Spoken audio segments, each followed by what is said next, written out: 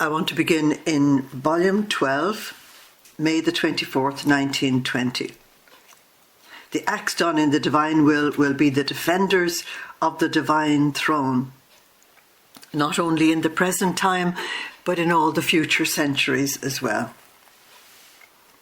So Jesus said to Luisa, "My daughter, the acts done in my will leave the human acts behind, and identifying themselves with my divine acts, they rise up even into heaven. They circulate in everyone, they embrace all centuries, all points, and all creatures. And since they remain fixed in my will, these acts are and will be the defenders of my throne for each offence which creatures give to me, and not only in the present time, but until the end of centuries." There's a wonderful message of Jesus that the acts that we do will continue to operate throughout the whole of history. And so it is very important for us to keep the acts going. "And rising to my defence, they will make the reparations counter to the offences that creatures will give me. And acts done in my will have the power of multiplying themselves according to the need and to the circumstances which my glory requires. Therefore, they cover everything and they cover all needs.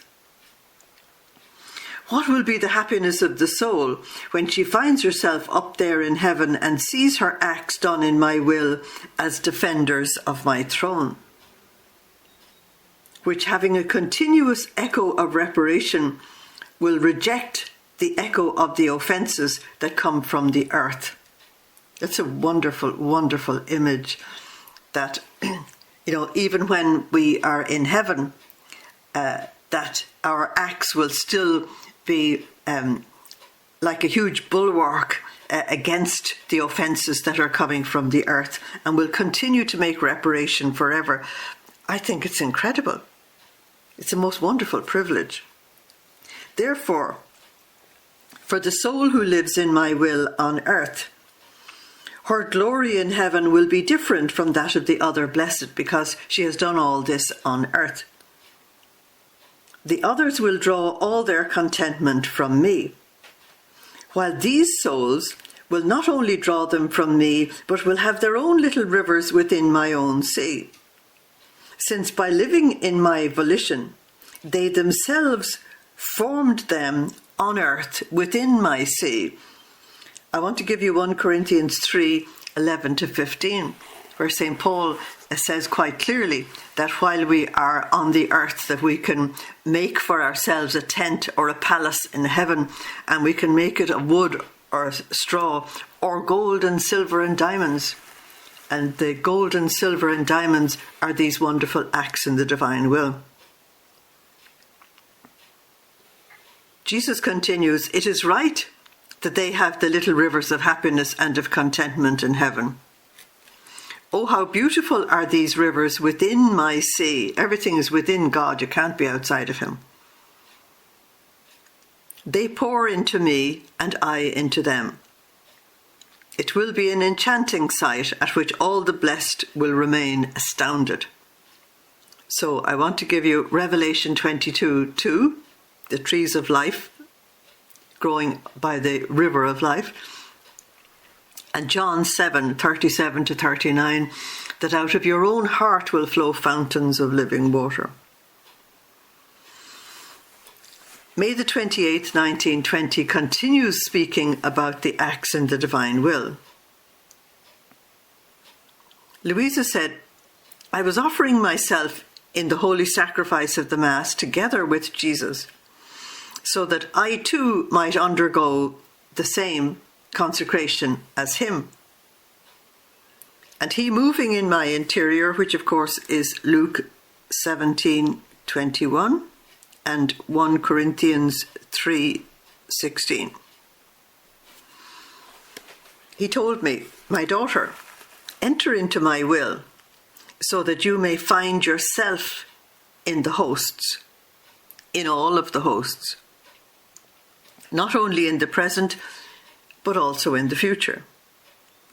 And in this way, you will undergo together with me as many consecrations as I undergo. In each host, I place one life of mine, and I want another one in return.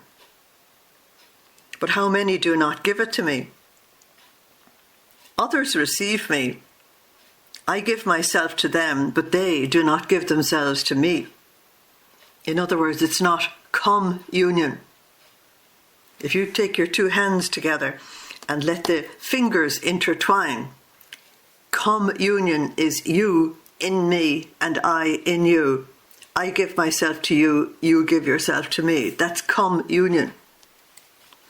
And for many people, they will receive Jesus physically, but they won't give themselves to him, so it's not communion. I give myself to them, but they do not give themselves to me. And my love remains suffering, hampered, and suffocated, and without requital. Therefore, in my will, come to undergo all the consecrations which I undergo, and I will find in each host the requital of your life.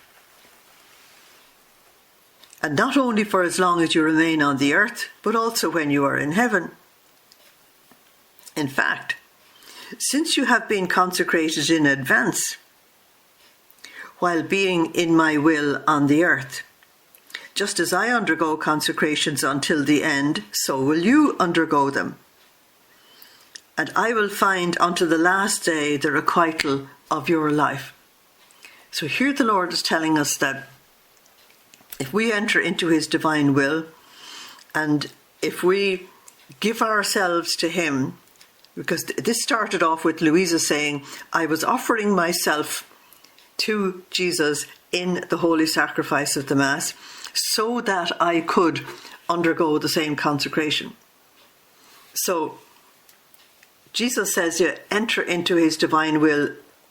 It's presuming now that you are living there in the divine will and that you give yourself fully to him, he gives himself fully to you, and you are consecrated with him for all time. Then he said, the acts done in my will are always those which excel over all and have supremacy over everything. In fact, having been done in my will, they enter into the sphere of eternity because they're done on the divine level. And taking the first places in it, they leave all human acts behind, running always ahead. Because if you enter into the sphere of eternity, you've left time and space, and you've entered into eternity. You're outside of time and space. So these acts leave all human acts behind, nor can whether they are done before or after have any influence, whether it's one era or another, or whether they are small or great. You see, God lives in that singularity, in that single point. So past and future don't exist. Everything is present now. So it doesn't matter whether you did these acts in the 20th century or the 30th century. It doesn't actually matter. They're all present now, and they're all in act now. So it doesn't matter whether it's in one era or another, or whether they are small or great. It's enough that they're done in my will. So if they are done in my will, they will always be the first, and they will always run ahead of human acts. Let's take an example of oil. If you place oil together with other edibles, even of greater value, even gold and silver or foods of great substance, they all remain underneath, and the oil excels on top of them all. It never lowers itself to be underneath. Be it even in minimal quantity. With this little mirror of light, it seems to say, I'm here to excel over everything. nor do I band together with other things or blend with them. In the same way, the acts done in my will, because they are done in my will, these acts become light because God is light. So they do not mix with human acts. Rather, they have the power of making the human acts turn into divine. That's the glory that's being offered to us. Therefore, they leave everything behind, and while they are the first of all. So, our acts done in the divine will become divine, therefore become light, and God is light. I want to give you John 1, 1-4, and 2 Timothy 6, 16, because God dwells in inaccessible light. So June the 2nd, 1920, Jesus felt the pain of the separation which man had caused with sin. Continuing in my usual state and recollecting myself in prayer, I saw an abyss within me, of which I could not see the bottom. And in the middle of this abyss of depth and width, my sweet Jesus afflicted and taciturn. I could not understand how I saw him in me, and I felt far away from him, as if he did not exist for me. My heart remained tortured, and I felt the torment of a cruel death. And this not once, but who knows how many times, that I find myself in this abyss as though separated from all and from my all as well. Now, while my heart was literally dripping blood, my beloved Jesus, coming out of this abyss, surrounded my neck with his arms and placing himself behind my shoulders, told me. So that image of Jesus surrounding Luisa's neck with his arms is Song of Songs, chapter 2, verse 6. His left arm is under my head and his right arm is embracing me, is what the Song of Songs says. And so Jesus said, my beloved daughter, you are my true portrait. In other words, she is an image of him. Her life is an image of him. And that's what he's been asking since volume 1. So I want to give you Romans 8:29 there. He said, oh, how many times my moaning humanity found itself in these tortures.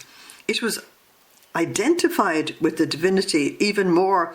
They were one single thing because Jesus had the hypostatic union. And while they were one, I still felt the torment of the separation of the abyss of the divinity, because while it enveloped me inside and outside, and I being identified with it, I still felt it far away. My poor humanity was to pay the penalty of the separation which abusing humanity had caused with sin. And in order to join it to the divinity, I was to suffer all the pain of their separation. In other words, Jesus had to experience our hell. So I want to give you Psalm 22, verse 1, and Matthew 27, 47. My God, why have you abandoned me? And so Luisa is here participating in this same awesome mystery that Jesus experienced himself while he was on the earth. That if she is to be consecrated with him in all the hosts, the other side of that is that she will experience with him the frightening price that he had to pay for our salvation. And so Jesus said, I had to suffer all the pain of their separation from the divinity. Of course, that's hell. But each instant of separation was for me a ruthless death. Because he had known the absolute, total, extraordinary happiness, joy and peace of the divinity, of course, in heaven. So here on earth, even though the divinity is within him, because he is the mediator between God and man, has taken on the price of our salvation. So he experiences hell for us.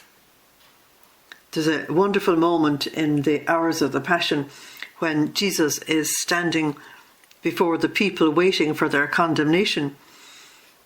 And he explains to Luisa, it's either my death or hell for humanity, one or the other.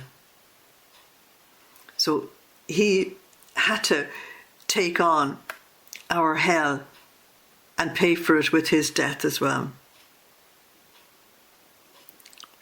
And Jesus said to her, this is the cause of your pains and of the abyss that you see. It is likeness to me. Also in these stormy times, it's 1920, so it's after the First World War, and Jesus still calls them stormy times because communism and atheistic materialism is having an absolutely devastating effect on the world. Also in these stormy times, humanity runs away from me, as though in a reckless flight, and you must feel the pain of the separation in order to be able to join them to me. In other words, you've got to enter in, participate, if you're to do the work of the victim soul of joining them to God. It's true that your state is very painful, but it is always a pain of your Jesus. In other words, it's redemptive pain. This is not the pain of somebody who is themselves in trouble.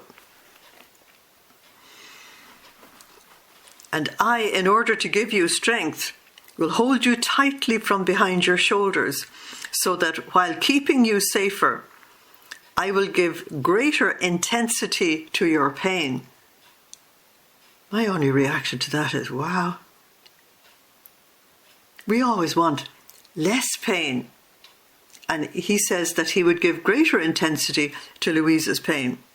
In fact, if I kept you in front of me by merely seeing my arms close to you, your pain would be halved, and my likeness would be achieved later.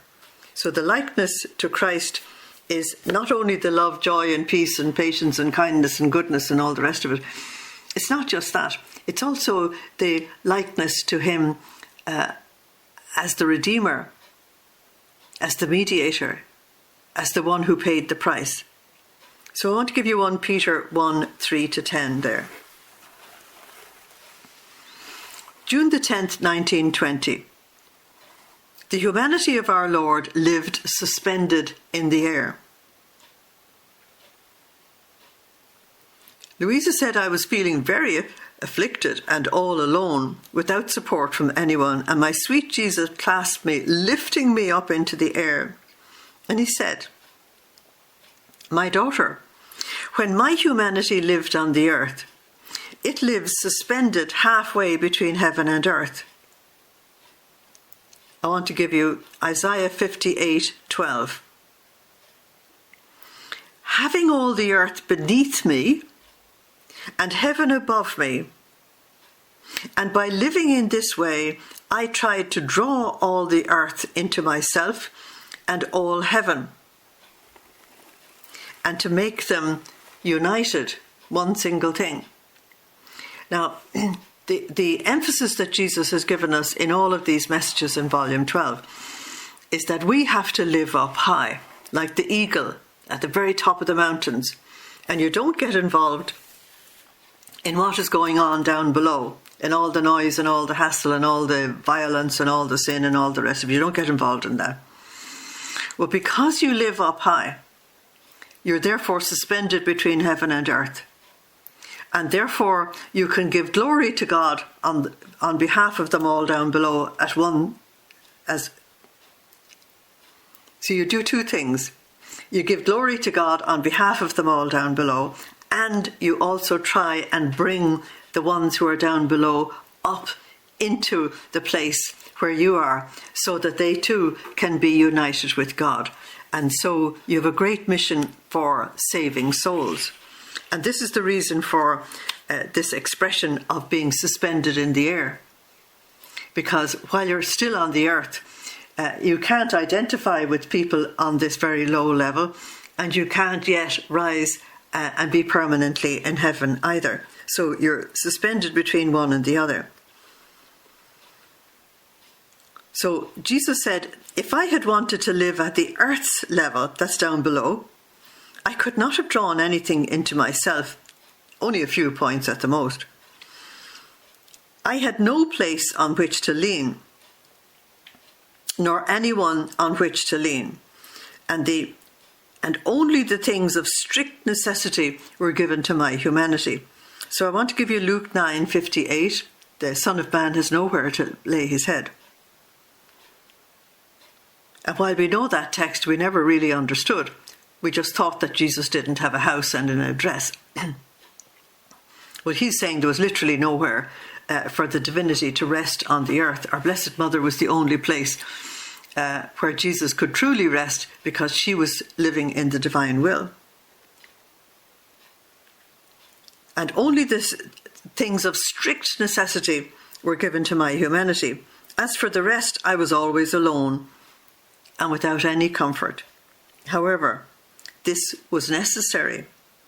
First, because of the nobility of my person, to whom it did not befit living down below. So any of us living in the divine will, it's not fitting that we would get involved in worldly things. You're not there anymore. You have risen to a very high place with the Lord, and you must live as befitting the place where you are. It did not befit my person living down below with vile and faulty human supports. Then, because of the great office of redemption that I had, which had to have supremacy over everything, it was not fitting to live down below either. So Jesus, while he was serving the human race to maximum extent, he couldn't be at their level, because if you yourself are dying of cancer, can you help anybody else who's dying of cancer? The answer is no. The person who can help the person dying of cancer is the one who is well. They're in a different place. And so Jesus had the office of Redeemer as well, and that isolated him totally. Therefore, it befitted me to live up high, above everyone. This is at the highest level of his being. And so there had to be that separation between himself and everybody else. And you could see this even in his relationship with the apostles. Most of the time they didn't understand him and didn't understand why he did things. They didn't understand his reasons for doing things. Now, one whom I call to my likeness, that's Romans 8:29, I place in the same conditions in which I place my own humanity. Therefore, I myself am your prop, my own arms are your support, and I will make you live in my arms suspended in the air, and only the things of strict necessity can reach you. That's Deuteronomy 32:12. The Lord alone was his guide.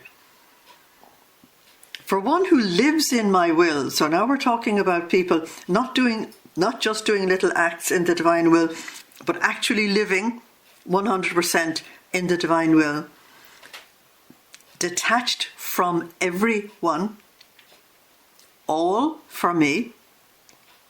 Anything more than strict necessities are vile things and a degrading of herself and her nobility. So you just have to understand who you are. And if human supports are given to her, she senses the stench of the human, and she herself drives them away. It's very interesting. The stench of the human is that human beings can do good. They can do apparently very good things, but you could see the faulty motivation. And you can see their need for glory and for praise and for this, that and the other. The stench of the human. And so, right from the very beginning of the church, so many of the saints have gone out into deserts and have gone into monasteries and convents in order to be away from the maddening crowd and to try and be able to give their lives to God. Then Jesus added, as soon as the soul enters into my will, her will remains bound within the eternal will. This is what I call locking your will into his will. And once that locking happens, it's permanent. So after that, then you're dealing with the living in the divine will, because your will is locked into his. Her will remains bound within my eternal will. And even if she does not think about it, since her will has been bound to mine, whatever my will does, hers does as well. And together with me, she runs for the good of all. So that means no matter what the movement is, interior or exterior, it is running for the good of all, because the two wills are locked together. So June the 22nd, 1920, the sanctity of the humanity of Jesus was complete absence of self-interest. And this is the standard that is raised for us who want to live in the divine will. This is June the 22nd, 1920. I was bringing the whole human family to my sweet Jesus, according to my usual way, praying, repairing, substituting in the name of all. And I was doing this for all that each one was obliged to do to God. But while I was doing this, a thought came to me. Think and pray for yourself. Don't you see what a pitiful state you've reduced yourself to? Now, this is the temptation that comes back to her every now and then. And while it may seem strange to us studying her work, and that this is deep into volume 12, you must understand that she was the first to move away from ordinary Christianity. And therefore, all the priests around her would only understand that she should be looking out for her own salvation as well.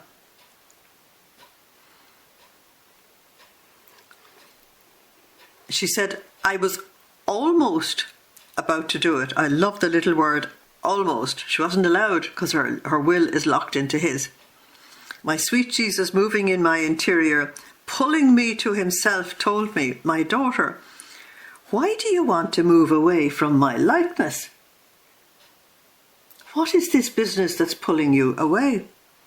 I never thought about myself. The sanctity of my humanity was complete absence of self-interest.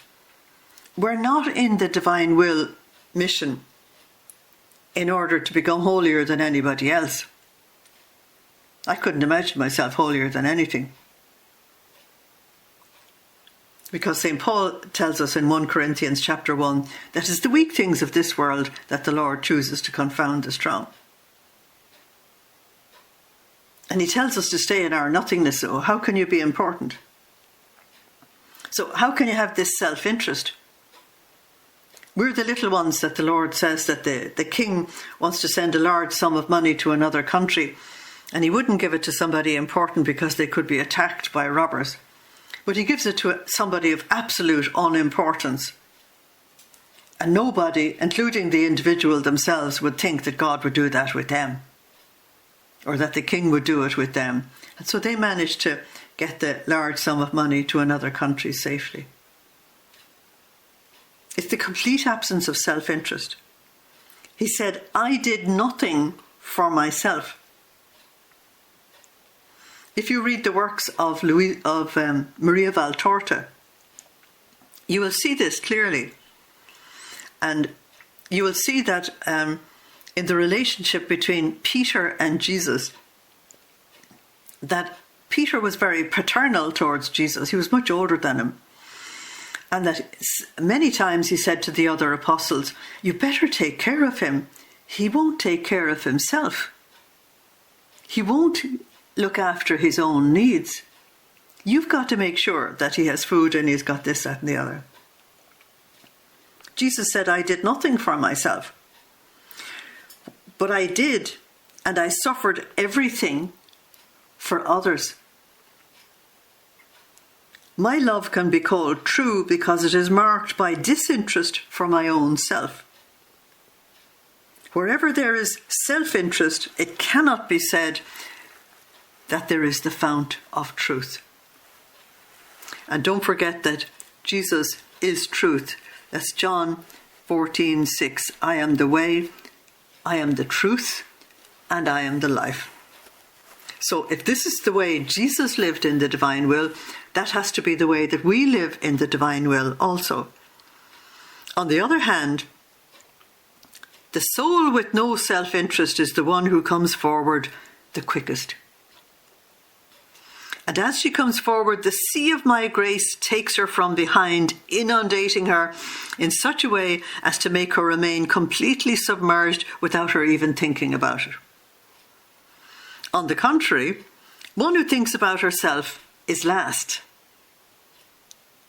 So you can choose for yourself whether you want to be first or last. The sea of my grace is in front of her, and she's the one who has to cross it by her own arm strokes, if she manages at all. In fact, the thought of herself will create many obstacles for her, such as to strike into her the fear of diving into my sea, and she runs the risk of remaining on the shore. And this is actually a very important reflection, because if you think too much about it, you won't do something. You're like the person on the diving board, and you look down and you think about the depth that you're going to jump. And the more you think about it, the less you'll jump. The person who will be a successful diver is the one who will get onto the platform and jump, trusting, hopefully, in God, not just themselves. And if we're to lock ourselves into the divine will, it's better to just simply do it. Don't think about it so much. That's why I'm against doing a 9-day novena to get the grace to surrender. Just do it. Just jump.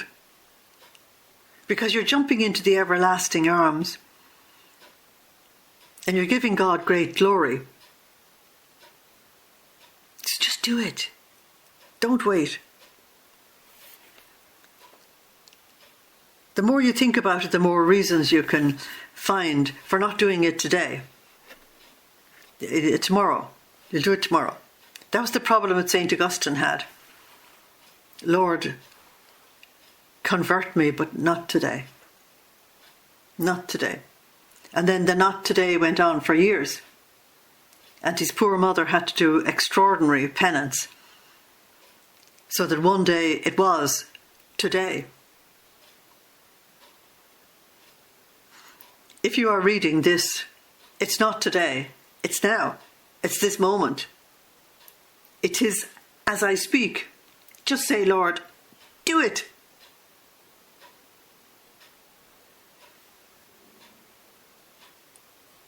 September the 2nd, 1920. The martyrdom of love and the pain for Jesus because of the lack of the company of the creature. I live amid almost continuous privations, Luisa said. At the most, my sweet Jesus makes himself seen and escapes me like a flash. But only he knows the martyrdom of my poor heart. Now, as I was thinking about the love with which he suffered so much for us, he told me, my daughter, my first martyrdom was love. And love gave birth for me to the second martyrdom, which is pain. Each pain was preceded by immense seas of love. But when love saw itself alone, abandoned by the majority of creatures, I raved, I agonized, and since my love could find no one to whom to give itself, it concentrated within me, drowning me and giving me such pain that all other pains seemed a refreshment compared to these. If I had had company in love, I would feel happy, because with company all things acquire happiness, they diffuse, they multiply. Love close to another love is happy, be it even a small love, because it finds one to whom it can give itself, one to whom it can make itself known, one to whom it can give life with its own life. Now, when you go to the agony of Jesus in Gethsemane in the hours of the Passion, you will find what he's talking about here very much reflected there. And this agony that Jesus went through because he was all abandoned by everybody, that there was no love given back to him.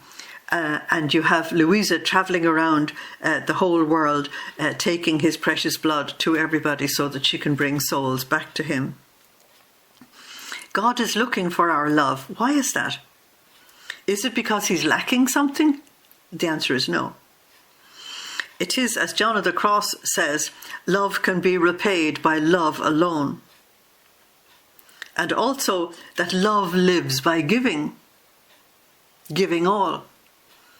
Now, God has put this mystery of love into the sacrament of marriage, in which a man and a woman come together in love, giving themselves completely to each other, so that love can give birth to another life. And this other life is the image of their love.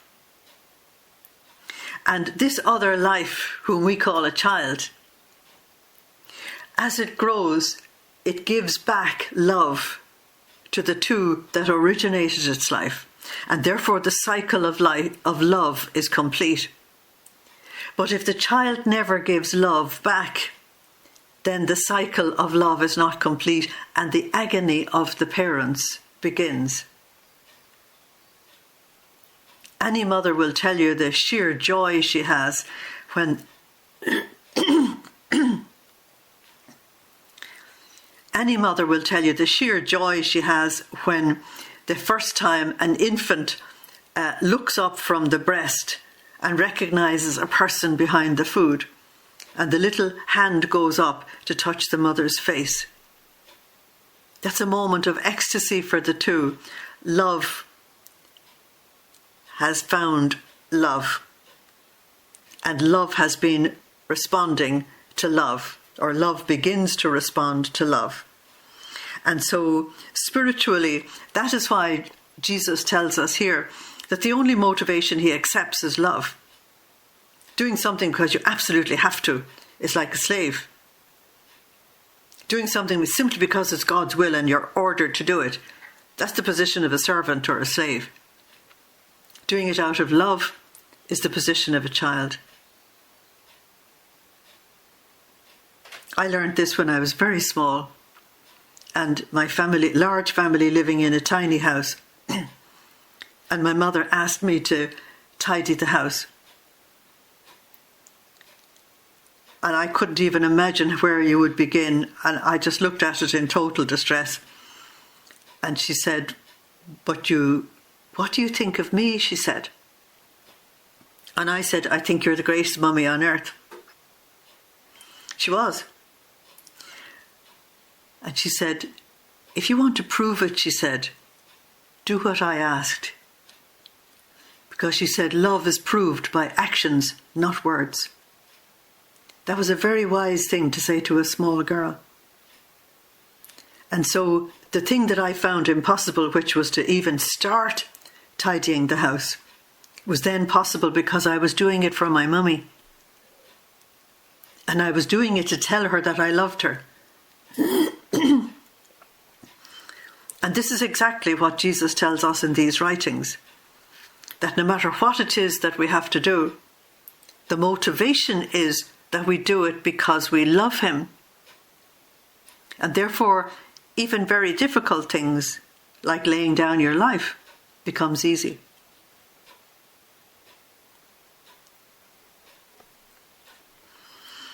So love, which is close to another love, is happy, even if it is a small love, because it finds one to whom it can give itself, one to whom it can make itself known, one to whom it can give the life of its own love. But when it is close to one who does not love it, who despises it, who does not care about it, it's quite unhappy. It's the same at home as well, isn't it? Because it does not find the way to communicate itself and to give life. Beauty close to ugliness is the same thing. It feels dishonoured, and it seems that they shun each other, because what is beautiful hates ugliness, and ugliness feels uglier when it's close to beauty. But what is beautiful close to another thing that is beautiful is happy, and they communicate their beauty to each other. Same for everything else.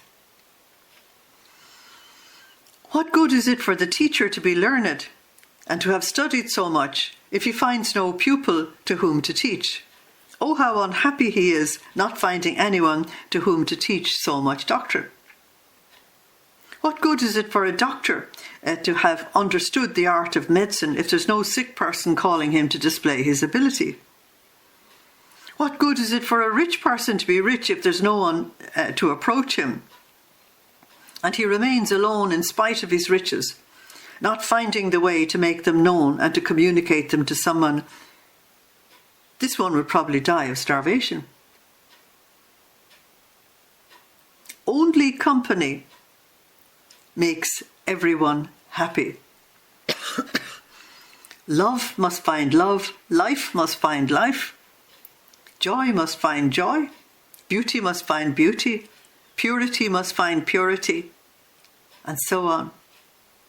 I want to give you Proverbs 8:31. The Lord delights to be with the children of men. Only company is what makes everyone happy. It allows good to be carried out and makes it grow. Isolation makes everything unhappy and sterile. Ah, my daughter, oh, how my love suffers this isolation.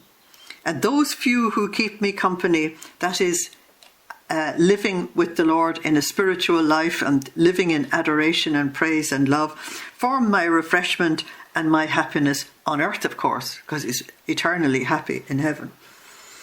And so the Lord wants us with him. Now, when you go to Mark chapter 3, you have the choosing of the apostles, and the extraordinary thing that Mark tells us that the other Gospels don't tell us is that Jesus chose the 12 so that they would be with him, that they would be his companions. He didn't want to be alone on this mission that he was setting out to do.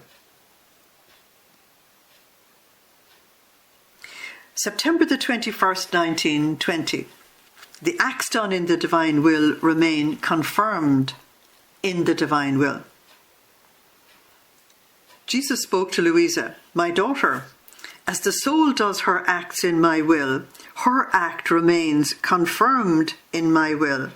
That is, if she prays in my will, remaining confirmed in my will, she receives the life of prayer in such a way that she no longer needs an effort in order to pray, but will feel within herself the spontaneous promptness in praying. Romans 8:28. The Holy Spirit comes to help us in our weakness. In fact, remaining confirmed in my will, she will feel within herself the fount of the life of prayer, almost like a healthy eye that makes no effort in seeing, but naturally looks at objects it delights, it enjoys them, because it contains the life of light within the eye. But a sick eye, how many strains there are, and what it suffers in looking.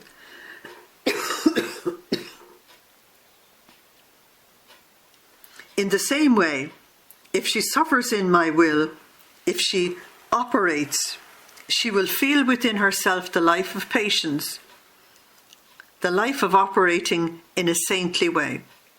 So, as her acts remain confirmed in my will, they lose weakness and misery and what is human, and they remain substituted by founts of divine life. That only requires you to meditate on it. September the 25th, 1920, the truth is light. Now we know that God is light. We know that love is light, because love is God. And now the truth is light. The truth is God. John 14:6 and 1 John 1:5.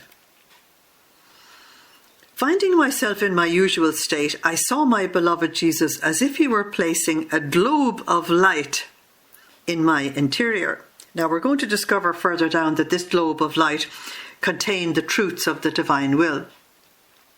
I don't know if you've read the story of Blessed Anna Maria Taigi, who lived at the time of Napoleon, and she lived in a tiny hovel within walking distance of the Vatican. And she had an absolutely extraordinary gift. She was the one who made Napoleon's mother into a saint by getting her to make reparation for her son's actions. The Lord gave Anna Maria a globe of light, and people came to her from all walks of life. Bishops, priests, cardinals, princes, kings, absolutely extraordinary, came to this tiny hovel looking to this very poor woman, looking for light. That is enlightenment. What is God saying? And she only had to look into this globe of light, and she could tell them their future. She could tell them exactly what God wanted to say to them. Now, the future of the human race is in this globe of light that the Lord is giving to Luisa, because it contains the truths of the divine will. And Jesus said, "My daughter, my truth is light." And in communicating the truths to souls, since they are limited beings, I communicate my truths within limited light. Since they're not capable of receiving the immense light, naturally enough, because it's divine and immeasurable. However, it's the same as with the sun. While up high in the heavens, one sees a globe of light, limited, circumscribed. The light that spreads from it invests the whole earth. It warms the whole earth. It fertilizes the whole earth. And so it's impossible for man to number the plants that are fertilized and the lands that are illuminated and warmed by the sun. So, while man can see the sun up high in the heavens in the twinkling of an eye, he cannot see where the light ends, and he can't understand the good that the light does.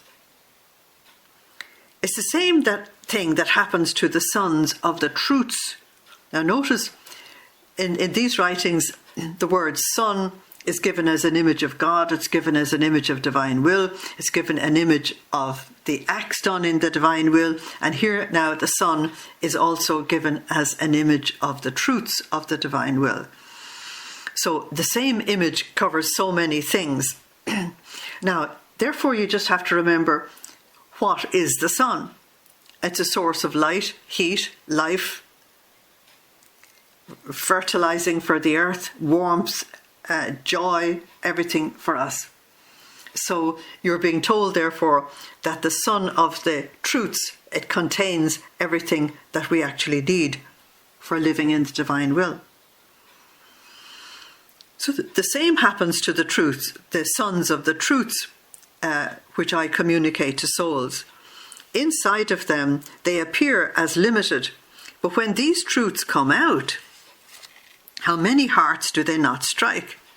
How many minds do they not illuminate? How much good do they not do? And this is why you saw me place a globe of light inside of you. These are my truths that I communicate to you. Notice they come from God. Therefore, they are divine truth. These are my truths. They come from God. Be attentive in receiving them, more attentive in communicating them, to give course to the light of my truths. To give course is to make way for them to spread. So I want to give you Jeremiah 31 to 34. Now, returning to pray, Luisa said, I found myself in the arms of my celestial mother, who, squeezing me to her breast, was caressing me. But then, I don't know how, I forgot about this, and I was lamenting that everyone had left me, which is a contradiction in terms, of course. And Jesus, passing by, briefly said, just a little while ago, my mother was here, and she squeezed you in her arms with great love.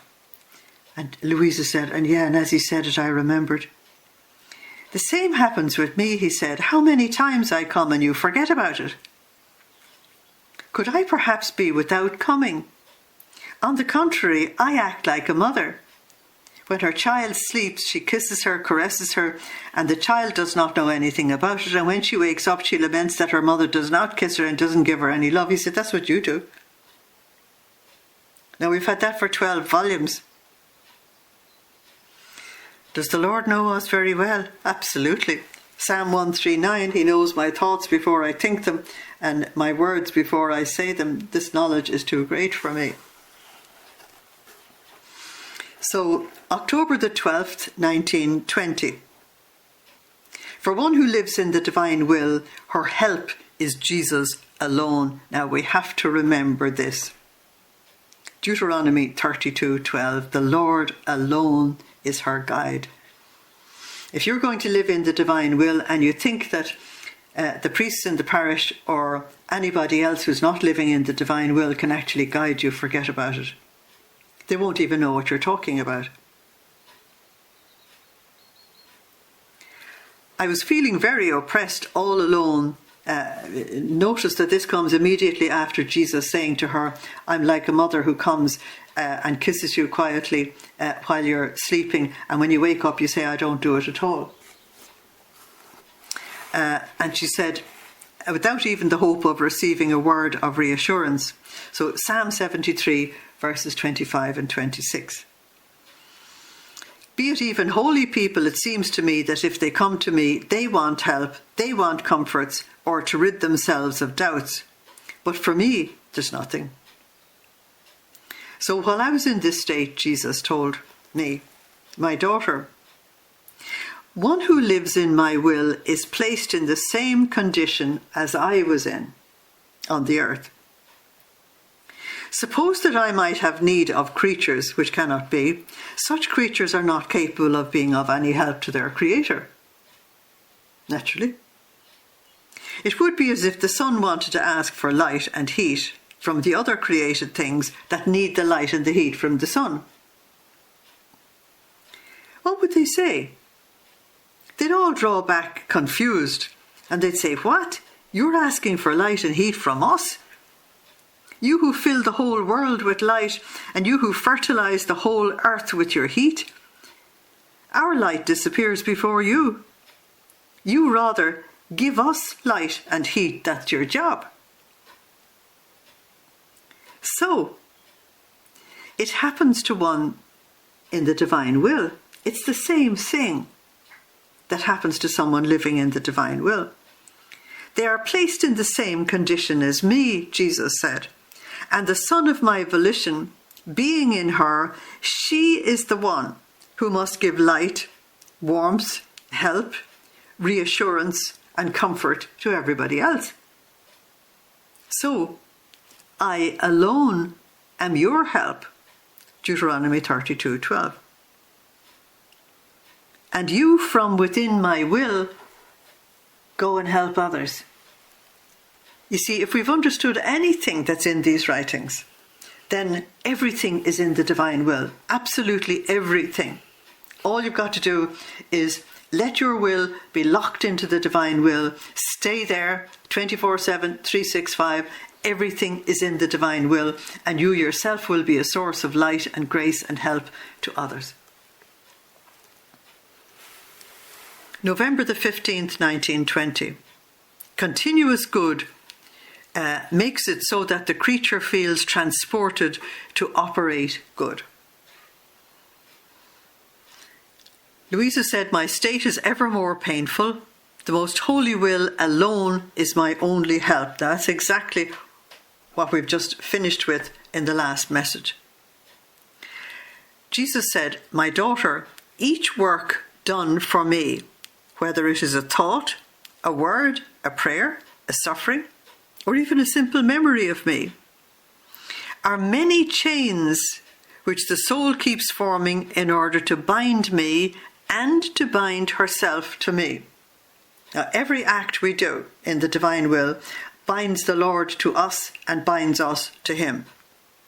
And these chains, without using violence to the human freedom, because God will never ever do that, he's the only one who won't violate your freedom, they have the power of sweetly administering to her the chain of perseverance, causing the final link and the final step to be formed as to make her take possession of immortal glory. Look at that. Every act binds us to him and binds him to us. And the more you do, the more chains there are binding us together. And you can see that if someone is absolutely chained and chained and chained and chained and chained and chained and chained, it'll be like that on your final act as well. And you will be transformed into immortal glory. In fact, continuous good has such power, such attraction over the soul, that without anyone forcing her or using violence on her, voluntarily, she feels transported to operate good. So the more good we do, the more that is the river that you're swimming in, and that's the life that you live. So again, I bring you back to something I gave you probably in volumes 1 to 4. Sow an act, reap a habit. Sow a habit, reap a character. Sow a character, reap a destiny. That's the way it works. So November the 28th, 1920, when Jesus wants to give, he asks. Now that might sound a contradiction, but if you look at the gospel, when Jesus wanted to feed the 5,000, he asked the apostles to give him something. They gave him 5 loaves and 2 fish. But in order to give to the crowd, he asked something from us. Now, I call that our drop of water in the wine of his redemption. He wants our participation. Because if it's all give on his side and all receiving on our side, then we're not participating. We're just consumers. We're not cooperators. We're not co-redeemers. So this is a very important message. Luisa said, "I was thinking of when my sweet Jesus, to give start to his sorrowful passion, wanted to go to his mother to ask for her blessing. And Jesus said, 'My daughter, how many things this mystery reveals. I wanted to go to my dear mother to ask for her blessing in order to give her the occasion to ask for my blessing as well.' Too many were the pains that she was going to have to bear, and it was right that my blessing would strengthen her. It is my usual way that whenever I want to give, I ask. And my mother understood me immediately, so much so that she did not bless me before she asked for my blessing." Now notice that God wants you to ask for his blessing. instead of presuming you're going to get it. And after she was blessed by me, she blessed me herself. But this is not all. In order to create the universe, I pronounced one fiat.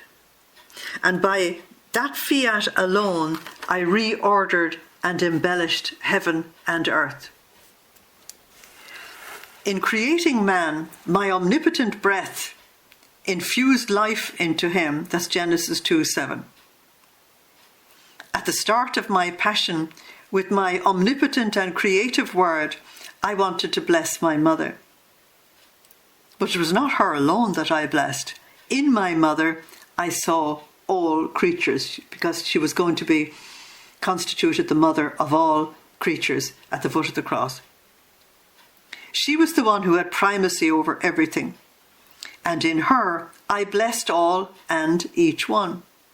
Even more, I blessed each thought, word, act, etc. I blessed each thing that was to serve the creature. Just as when my omnipotent fiat created the sun, and this sun, without decreasing in light or heat, keeps following its course for everyone and for each of the mortals. Notice everything is for the whole lot and for each individual, because each individual is loved in the same way as the whole lot is loved. In the same way, my creative word in blessing remained in the act of blessing always, always without ever ceasing to bless, because it's done in the divine will. Just as the sun never ceases to give its light to the creatures. But this isn't all. With my blessing, I wanted to renew the qualities of creation. I wanted to call my celestial Father to bless in order to communicate power to the creature. I wanted to bless her in my name and in the name of the Holy Spirit in order to communicate to her wisdom and love. Now you see the three persons: power, wisdom, and love. And therefore, I wanted to renew the memory, the intellect, and the will of the creature, restoring her as sovereign of everything. Now, with his blessing, he wanted to restore the three great powers of the soul so that the human race could actually recover. Know, however, that in giving, I want something as well. And my dear mother understood, and she immediately blessed me, not only for herself, but in the name of all. Oh, if all could see this blessing of mine, they would feel it in the water they drink, in the fire that warms them, in the food they take, in the sorrow that afflicts them, in the moans of prayer, in the remorses of conscience, and in the abandonment of creatures. His blessing is in everything. In everything, they would hear my creative word saying to them, but unfortunately it isn't heard. I bless you in the name of the Father. I bless you in the name of myself, the Son, and I bless you in the name of the Holy Spirit. I bless you to help you. I bless you to defend you. I bless you to forgive you, and I bless you to console you. And I bless you to make you a saint. And the creature would echo my blessings by blessing me too, in everything. These are the effects of my blessing, and my church, instructed by me, echoes me, and in almost all circumstances, in the administration of sacraments and other things, she gives her blessing. I want to stop there for now.